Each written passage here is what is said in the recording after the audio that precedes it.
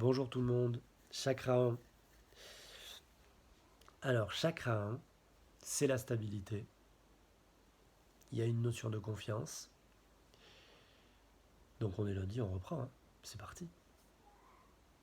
Vous avez assez de méditation, je pense. Si vous pouvez vous faire une méditation avec le son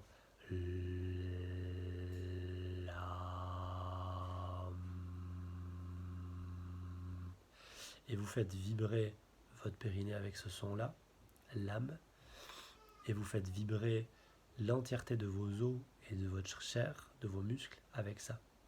Comme si le son, vous fermez les yeux bien sûr, conscience du corps, conscience du souffle, vous ralentissez et vous faites sortir ce souffle du périnée comme si, vous voyez, c'était la vibration, comme si c'était des dongs, vous voyez, qui venaient percuter euh, vos os, vos muscles, et ouvrir, ce qui a été fermé par quoi? Fermé par la peur. Premier chakra est agressé par la peur. Moi, je vais sortir de ce langage-là parce que je me mets dans une dynamique de résilience tissulaire et donc de croissance et développement perpétuel. Je ne vais pas faire un exposé de 1 heure et quelques sur la peur. Simplement vous dire que si vous voulez vraiment travailler vos peurs, il faut aller dans le premier chakra et dans le premier chakra, aller à la rencontre de vos peurs sur les 7 niveaux. Donc les 7 niveaux, on a fait 3 fois des cycles, donc vous avez plusieurs façons d'y accéder, méditatif, psychologique, voilà, donc la stabilité, premier chakra c'est la vie, c'est le concret, donc peur de la mort, mais concrètement.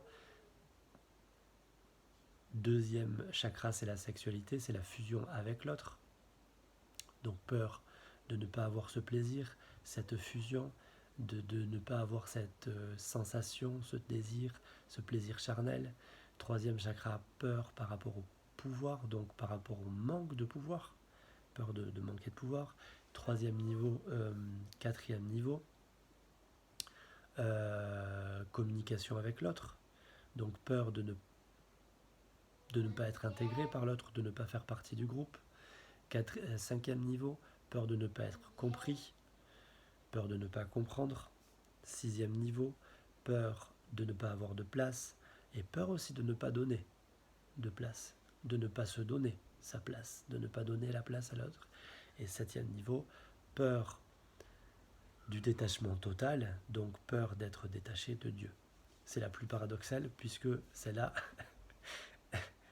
on ne peut pas être détaché de Dieu. Psychologiquement, oui, mais donc pas en 7, vous voyez.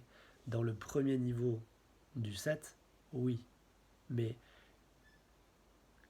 dans le septième niveau du 1, elle reste paradoxale comme peur. Je ne sais pas, méditez sur ce que je viens de vous dire.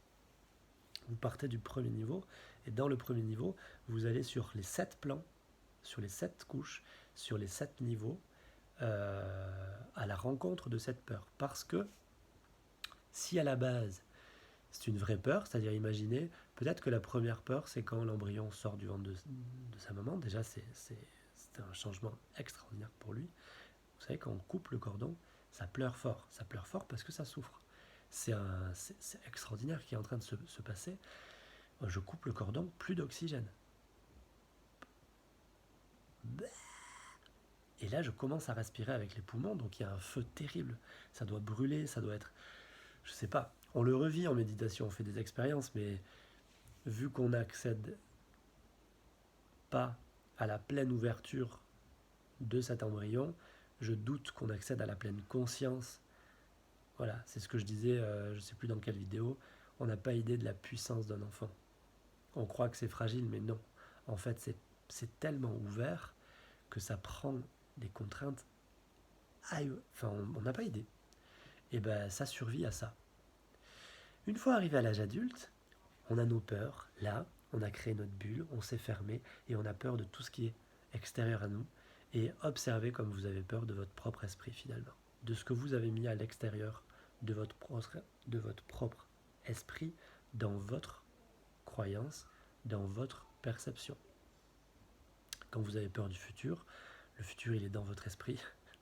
Donc vous avez peur de votre esprit. Quand vous avez peur du passé, vous avez peur du passé qui est dans votre esprit, dans vos mémoires. Donc vous avez peur de votre esprit. Et c'est là où ça devient réellement un professeur. Il faut inverser. C'est la peur, bien sûr que c'est, on a parlé de ça hier, ça engendre de la souffrance, mais ça doit engendrer chez vous un message maintenant. Une fois que vous avez fait plusieurs cycles, vous êtes arrivé en 7, vous allez continuer, partez du 7 et regardez là. Et c'est une école, c'est un professeur. Donc il faut aller à sa rencontre, il faut aller la traverser. C'est vraiment ce dont on parlait hier. La vie cherche à vous redonner votre plénitude, votre entièreté, votre pleine puissance, votre pleine conscience. Pour ça, effectivement, elle doit vous ouvrir. Vous, vous avez peur d'être ouvert parce que vous avez peur de ce qu'il y a à l'extérieur de votre bulle. Je parle de peur psychique. Ces peurs ne sont pas saines, sauf si on les voit, comme je vous dis, comme des professeurs et qu'on va à la rencontre de ces professeurs. Ou au moins, quand elles arrivent, on les regarde, on se dit « Ok, qu'est-ce que tu es en train d'essayer de m'apprendre ?» La peur de la mort, par exemple. Beaucoup de gens ont peur de mourir. Ben, je vous le dis, moi, c'est pas ce que j'ai observé avec mes patients en dessous. En vérité, je crois qu'on a peur que la vie s'arrête parce qu'on a peur de vivre et parce qu'on a peur de vivre pleinement. Voir la vidéo d'hier. Donc c'est dimanche bis, méditation, chakra 7, la vidéo d'hier. On a peur de vivre parce qu'on a peur de souffrir, parce qu'on a peur d'être dérangé, on a peur de tout ce qui n'est pas dans notre petite bulle ou dans notre cœur. Ou vous voyez, on se crée des schémas et du coup, on crée la peur de l'inconnu, on crée la peur du différent, ça a créé le racisme. Il ne faut pas dire que c'est mal d'entrer. Il faut comprendre pourquoi. Quelqu'un qui va se mettre en colère, hein, c'est parce qu'il a peur. La peur, c'est la reine de toutes les mauvaises influences. Et je vais changer ce terme mauvaise influence, c'est la reine des professeurs dans le monde intérieur. Il faut, comme je disais au chakra 6, je crois, il faut vraiment faire un effort de dominer ces choses-là directement, avec mon intellect. Il faut maîtriser sa colère, il faut maîtriser ses anxiétés, il faut maîtriser ses tristesses directement, intellectuellement, volontairement, dans le monde extérieur, donc, et dans le même temps, engager un travail intérieur dans sa méditation, qu'elle soit réflexive, mais je crois, pour moi en tout cas dans ma vie, ça ne suffit pas. Il me faut une méditation corporelle dans le corps, dans la respiration, dans mes énergies, et aller à la rencontre de ces peurs pour apprendre.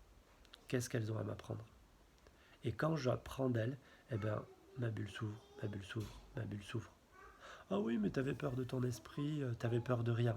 Non, c'est pas vrai. Respectez, quand j'ai peur de mourir, j'ai peur de rien, c'est vrai. On a peur de quelque chose qu'on ne connaît pas, mais n'empêche que la peur, elle existe. Chez les bouddhistes, la première des 4 lois là, par rapport à la souffrance, et pour commencer à travailler, c'est d'abord j'accepte que la souffrance existe. Ça sert à rien de dire oui, le futur et le passé, ça n'existe pas, il n'y a que le présent qui existe, et quand on est dans le présent, il n'y a plus de peur. Oui, c'est vrai, mais c'est que le début. Donc on va en 7, on va dans la pleine présence, et à partir de là, on va à la rencontre de notre intellect pour travailler sur ce qui vient du passé, pour travailler sur ce qui vient du futur, pour avoir cet alignement qui va se créer petit à petit. Et pour faire ce travail-là, la peur est extraordinaire. Qu'est-ce qui me fait? Qu'est-ce qui me terrorise? Ah, moi j'ai peur de rien. Bon, éteignez la vidéo, arrêtez de regarder. Si vous en êtes là, c'est mal barré.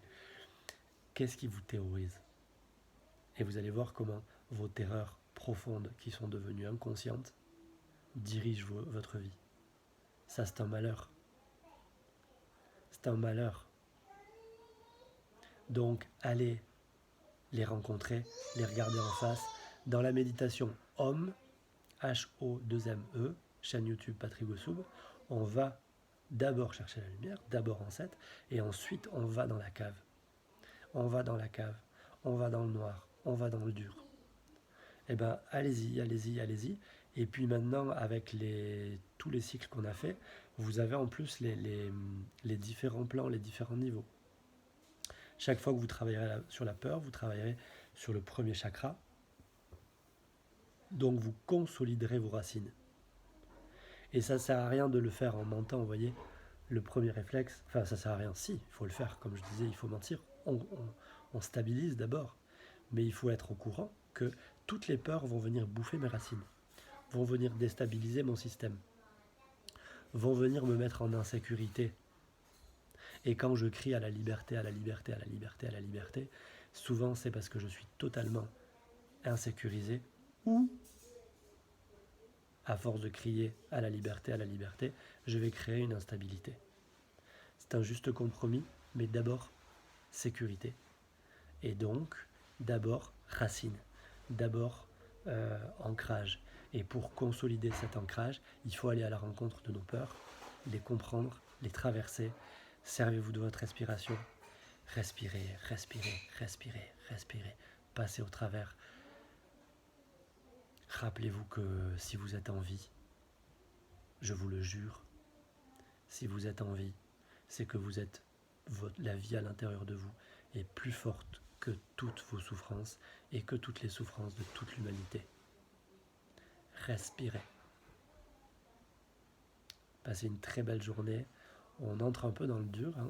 On va se faire tous les niveaux comme ça. C'est à cause d'un ami à moi, il m'a chauffé un peu hier. Et c'est bien, c'est ça le chemin de libération. C'est ça, pour se renforcer, il faut prendre des haltères. Et là, vu qu'on a fait un premier chemin vraiment vers la beauté, vers le 7, je crois qu'on peut accéder maintenant à ok, la vie est une expérience. Et bien la peur, c'est une expérience extraordinaire. Extraordinaire. Si j'ai peur, parce que c'est ça qui se passe, j'ai peur de la peur. C'est même pas j'ai peur d'un truc, c'est j'ai peur de la peur d'un truc. Vous voyez ? Ça, c'est intéressant à observer.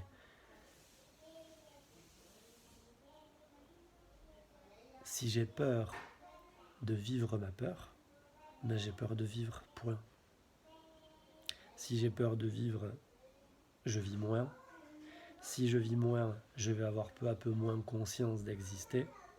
Si j'ai moins conscience d'exister, ça veut dire quoi ? Ça veut dire que j'aurai moins conscience de la vie à l'intérieur de moi. Si j'ai moins conscience de la vie à l'intérieur de moi, je me sens moins en vie. Donc même 6 ans va me paraître comme 2 semaines. Ma vie est vide de ressenti. Ma vie est vide de perception. Et là, le système s'affole, les anxiétés augmentent, le stress augmente et j'ai peur de mourir. Et je peux créer... je peux devenir hypocondriaque. J'ai peur d'être arrêté parce que je sais que j'ai pas encore assez vécu. Mais voilà le message. C'est un message positif derrière. Ok, t'as peur de pas vivre, mais vis. Vis. Et vis comment ? Mais je ne sens pas. Eh bien, pleine conscience, très bien, yoga, très bien, qigong, tout ce qui va te ramener à ton corps, le corps. N'oubliez pas, le corps, arrêtez de le désacraliser. Le corps, c'est la matérialisation de votre esprit. Donc le corps, c'est ce qu'il y a de plus dense dans votre esprit. Le corps, c'est l'esprit. Ok ?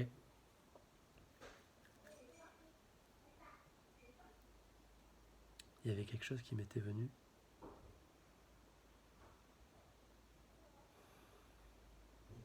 Le corps, c'est l'esprit. La peur de la peur. Bien. Ma fille est là. Allez, 14 minutes, c'est pas mal. C'est mieux que 1h, 1h40. Hein. Si ça me revient, ben, je le remettrai. Passez une très bonne journée. méditez là-dessus et à demain.